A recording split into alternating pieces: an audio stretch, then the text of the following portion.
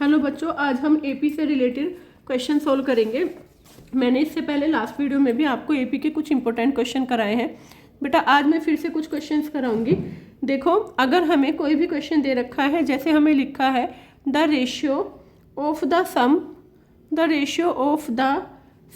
Of M terms of 2 APs is, क्या लिखा है हमारा 7n+1 रेशियो 4n+27। और हमें फाइंड करना है क्या, फाइंड करनी हमें रेशियो की, क्या फिफ्थ टर्म।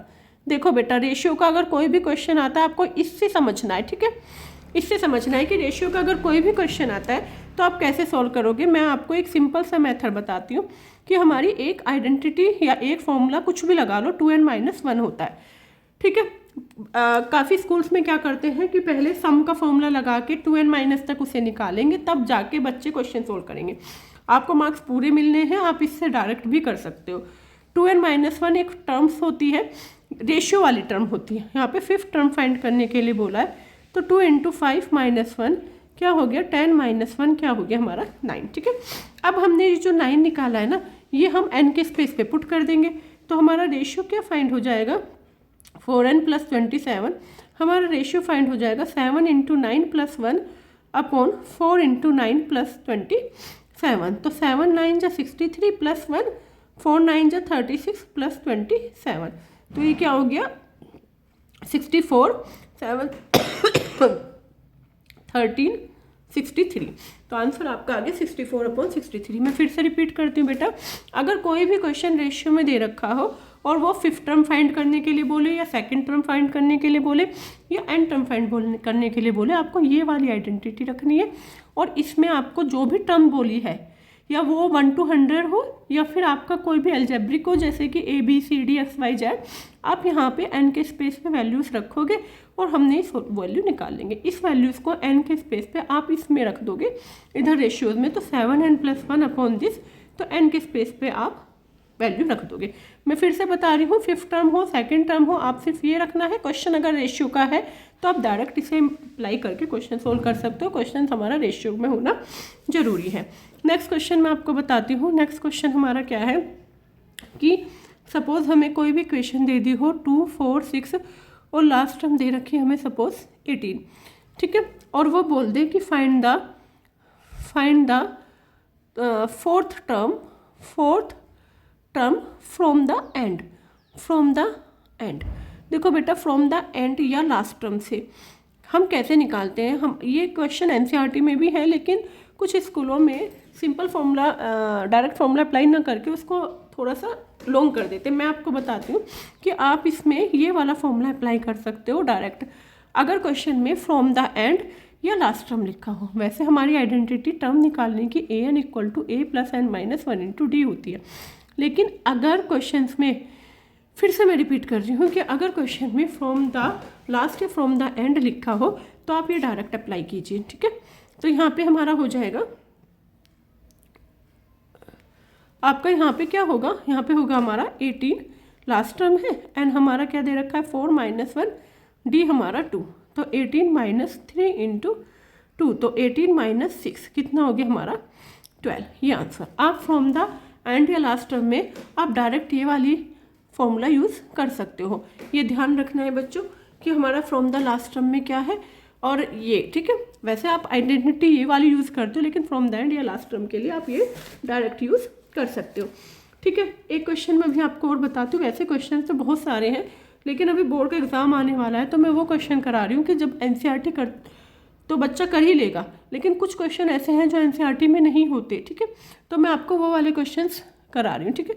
उसके बाद जब बोर्ड का एग्ज़ाम हो जाएगा, मैं न्यू सेशन से बुक को स्टार्टिंग से कराऊंगी, ठीक है।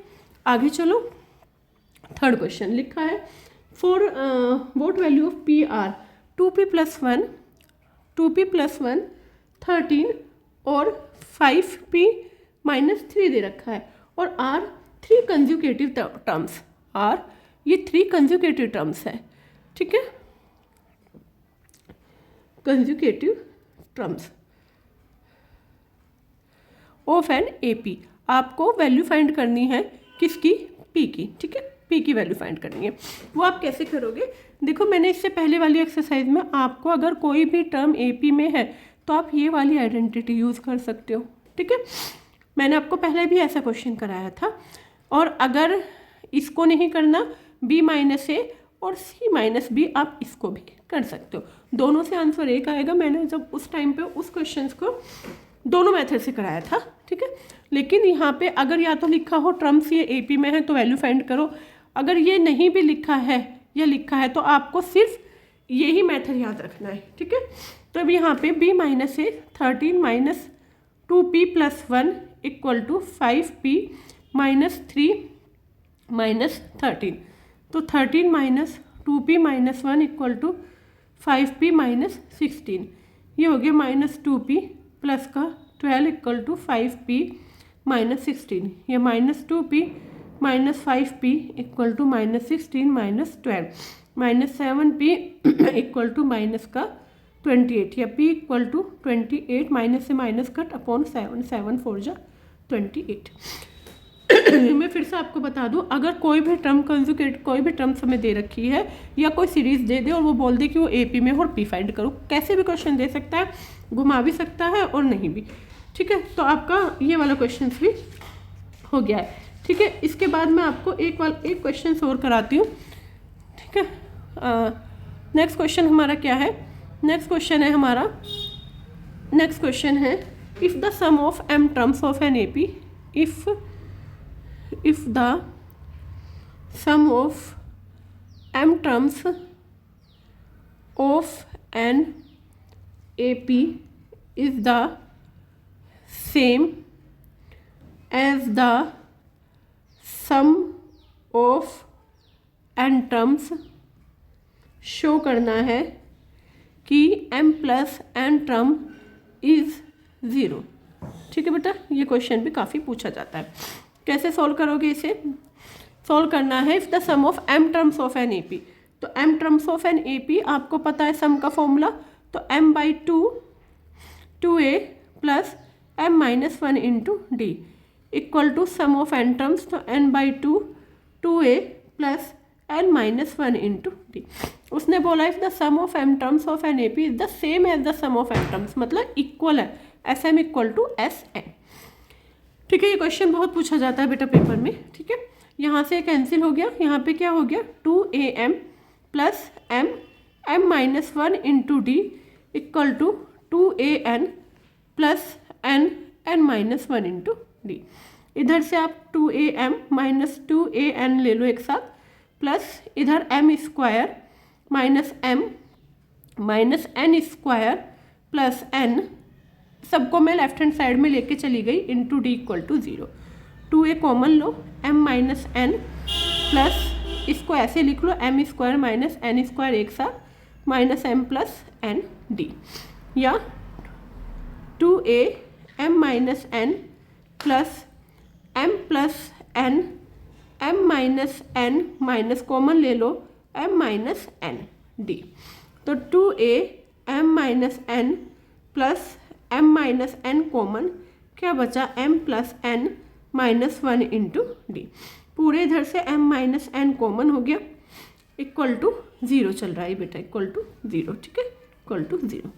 m माइनस n कॉमन ले लो, यहाँ पे क्या बचेगा हम आपका 2a plus m plus n minus 1 into D equal to 0, ये इधर मल्टीप्लाई में उधर किस में जाएगा, डिवाइड में, तो 2a plus m plus n minus 1 into D equal to 0, ठीक है। उसके बाद उसने क्या कहा है कि शो करना है m प्लस n टर्म। आपको पता है कि सम का फॉर्मूला क्या होता है, n by 2a plus n minus 1 into D, यही तो पढ़ा है आपने। अब उसने बोला है कि m plus n terms 0 prove करनी है, तो m plus n by 2a plus m plus n minus 1 into D, ठीक है। हमने ये हमें टर्म फाइंड करनी है। इसके बाद इससे पहले हमने क्या निकाला था, 2a plus m plus n minus 1 into D, क्या निकल गया था हमारा 0। अब ये 0 निकल गया था, तो यहाँ से हम वैल्यू पुट कर लेंगे इक्वेशन फर्स्ट से, इसको हम इक्वेशन फर्स्ट मान लेंगे, ठीक है। इक्वेशन फर्स्ट से हमने वैल्यू पुट कर ली, तो m plus 2a plus m plus n minus 1 into D 0, तो ये हमारा क्या हो गया 0। ये इंपॉर्टेंट क्वेश्चन है बेटा, बहुत पूछा जाता है। बच्चे क्या करते हैं कि यहाँ से दो इक्वेशन बनाएंगे और ए और डी की वैल्यू अलग अलग निकालने लगेंगे। अलग अलग नहीं निकालनी, क्योंकि दोनों को इक्वल रख के और हम सारी वैल्यूज़ को लेफ्ट हैंड साइड में ले जाएंगे और हम ये वाला टर्म निकाल देंगे। ठीक है, बहुत ईजी क्वेश्चन है वैसे तो। उसके बाद हमें सम का फॉर्मूला पता है, हमें उसने m+n टर्म फाइंड करने के लिए बोला है। n के स्पेस पे m+n रखोगे और क्वेश्चन को सोल्व कर दोगे। ठीक है, आज के लिए इतना ही बेटा। कल फिर से कुछ इंपॉर्टेंट क्वेश्चन के साथ आते हैं। अगर किसी भी बच्चे को कोई भी चैप्टर में बोर्ड के हिसाब से अगर कोई भी चैप्टर में आपको कोई क्वेश्चन पूछना हो या किसी चैप्टर के इंपॉर्टेंट क्वेश्चन कराने हो तो आप मुझे कमेंट लिख सकते हो। Thank you.